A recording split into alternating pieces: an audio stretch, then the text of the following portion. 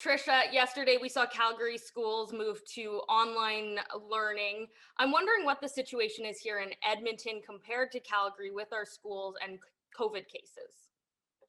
So right now the numbers are very different. The most up-to-date numbers I can give you is that we have 55 cases of COVID in our schools since April 7th. And so that breaks down to 39 students and 16 staff members. And that would be 55 cases in 35 Edmonton Public Schools. And so then, I think also a key number we need to look at when we talk about the presence of COVID-19 and variants in our schools is how many students and staff are quarantining. And so as of this morning, we have 1,128 staff and students in quarantine.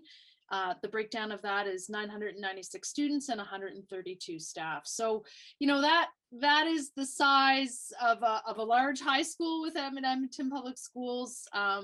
And, there's real people behind that number. And certainly there's a trickle down effect when we're quarantining over 1,000 students and staff in our division. Those are students and staff that are part of families. There's a ripple effect that happens when we have that number of people in quarantine.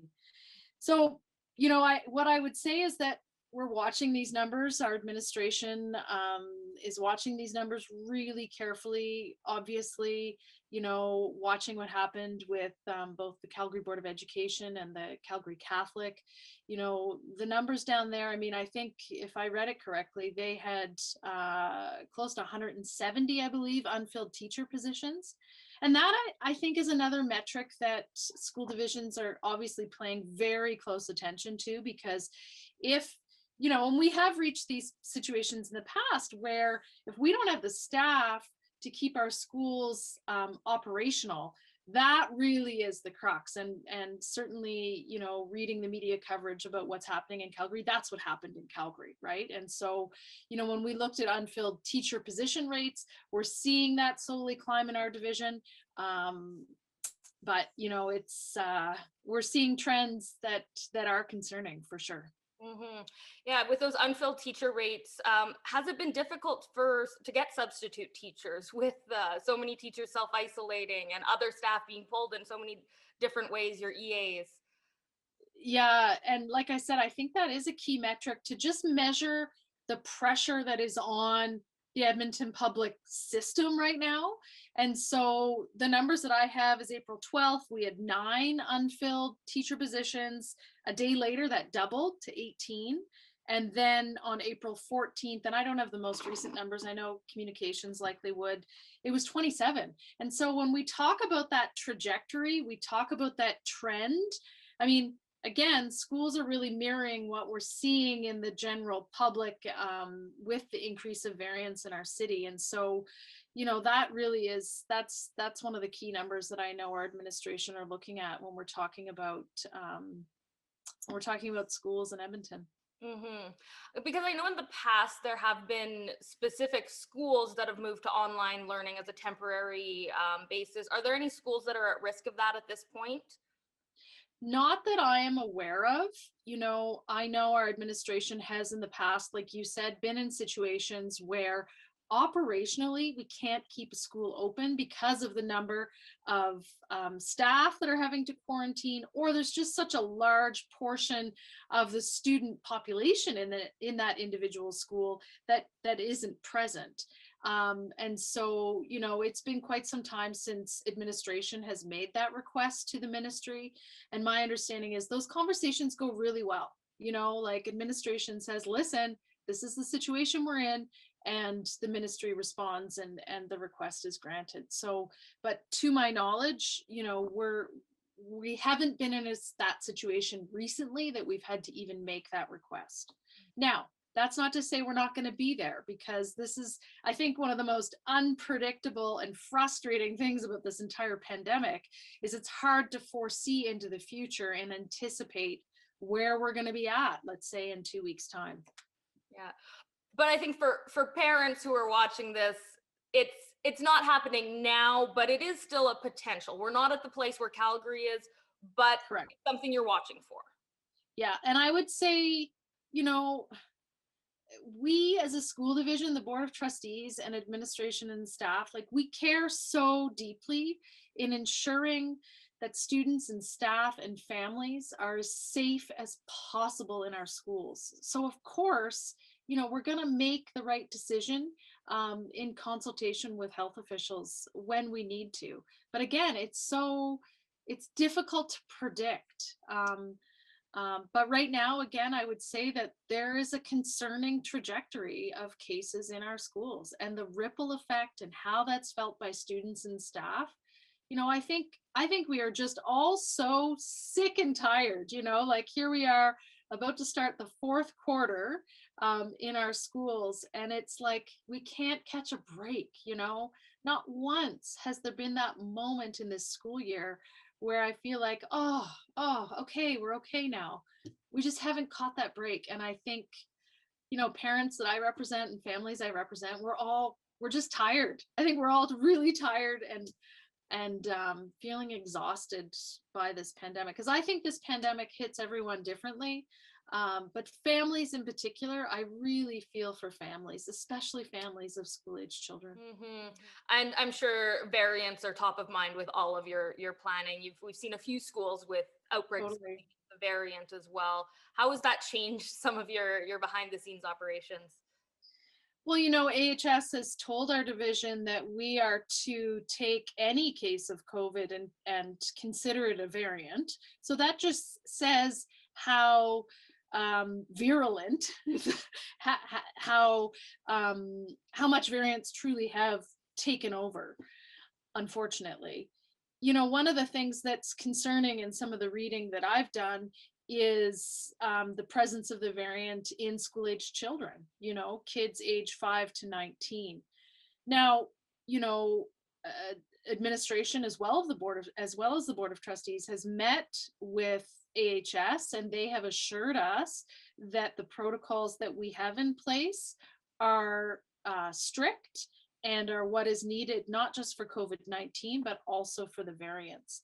Now, this continues to change. This continues to evolve. This is what this whole year has been about. And so I know that administration working with AHS, of course, are keeping really close tabs on what more could we be doing and following the advice of health officials on that one. Mm-hmm. What message would you have for parents as we're heading into this time of uncertainty? As we've talked about, it's good today, but there is still uncertainty in the rest of this school year. The advice I'd have for parents is to, you know, that's a good question. I guess I would say is just be really open with your kids. You know, I think that we need to be clear with our children that we are still very much in a pandemic and things are continuing to shift.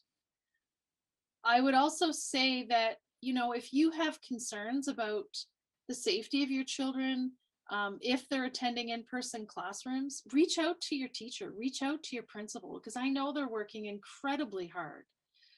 I would also say that, you know, Edmonton Public, we're doing our very best to make the best decisions for students in our schools right now. And it's a challenging time for sure, but you know, I just continue to believe that having open and honest communication about how we're feeling and what's happening is going to continue to hold us in good stead as we ride out this final couple of months of what has been just a incredibly challenging school year. Mm-hmm. I would just say hang on there too, right? Like just hang on and know that you're not alone. You know, I think we're all really tired, and you're not alone in feeling frustration and in feeling fatigue over this whole situation. I think that's advice for everyone, not just someone with a connection to a school. Is there anything else, any other topics that you really want to get out there today for families and students? And you know, one of the issues, one of the topics that the Board of Trustees, along with other metro boards, both Calgary Board of Education and Calgary Catholic and our sister board here in the city, Edmonton Catholic, is we've been pushing for vaccines for staff, all school-based staff. We've been talking about this since January. All school-based staff should be prioritized for this vaccine. And we've been talking about this since January, but the issue, it has not gone away. And to see other provinces that are taking the leadership and showing, that staff in schools should be vaccinated. I mean, I just think it's a no nonsense thing that needs to happen. I mean, if we're talking about ways to mitigate spread of COVID in our schools, vaccinating staff is high up on that list in the minds of not just my board, but the other 4 metro boards who are consistently being hammered by COVID. And so I guess I would ask that our Minister of Health really take that into strong consideration as we continue to battle through this 3rd wave. Do you think that having vaccination could help with that teacher shortage as well?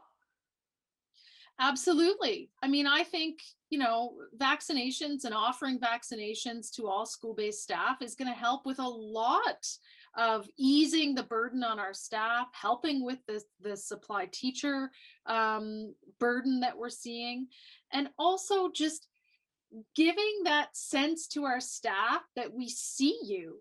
We recognize that you are on the front line of this pandemic. I think it would just go such a long way into just showing to teachers and educational assistants and custodians that they matter, that they are in fact on the front line of this pandemic. And so, the government has said, well, they're not considered at a high risk category, but every day they're going into a school setting where COVID could be present and it could be spreading. And so I think we owe it to these staff in our schools to be prioritized for the vaccine. And with the number of teachers who are self-isolating right now, that's absolutely. Yeah, I mean, what was the number? 139, 132 staff now in quarantine, and that is just in the past week. Right? All those numbers that I quoted off the top are just in the past week. So when I say the trajectory is concerning, where are we going to be in a week or 2 weeks time? So definitely watching carefully. Yeah, definitely watching carefully. Thank you so much for taking the time